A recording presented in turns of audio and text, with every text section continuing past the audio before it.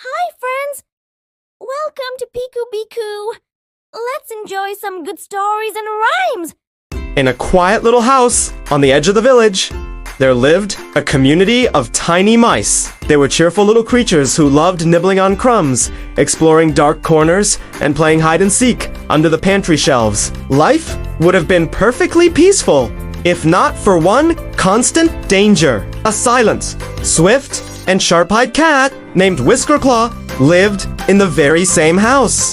Whiskerclaw moved like a shadow. His paws never made a sound, and his tail would flick like a warning whip whenever he spotted a mouse. The poor mice lived in fear every single day. They never knew when the cat might pounce from behind a broom or sneak quietly across the kitchen floor. Even the bravest mice jumped at every little noise, and the youngest ones hardly slept at all. One evening, after barely escaping one of Whiskerclaw's sudden attacks, the wise old mouse, Grandpa Grafer, called a meeting. "All mice gather!" He squeaked with urgency. "We must think of a way to protect ourselves. If we go on like this, Whiskerclaw will catch us, one by one." The mice huddled together under the pantry shelf, and everyone began speaking at once. "He's too fast!" one cried. "He's too quiet!" another added. "We can't hear him until he's right behind us." As the chatter grew louder, a small and clever mouse named Pip climbed onto a crumb box. With a spark in his eyes, he announced, "I have a plan. What if we tie a bell around the cat's neck? Then we will hear him whenever he moves. He can never sneak up on us again." The mice gasped with excitement. It was brilliant. They could almost imagine themselves living safely, finally free from surprise attacks. "Yes! A bell!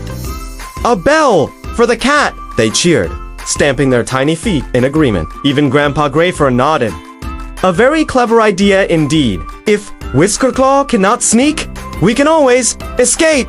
The mice squeaked joyfully, spinning in circles and imagining their newfound safety. But just as their excitement peaked, a quiet voice rose from the back of the crowd. It was Millie, one of the smaller mice.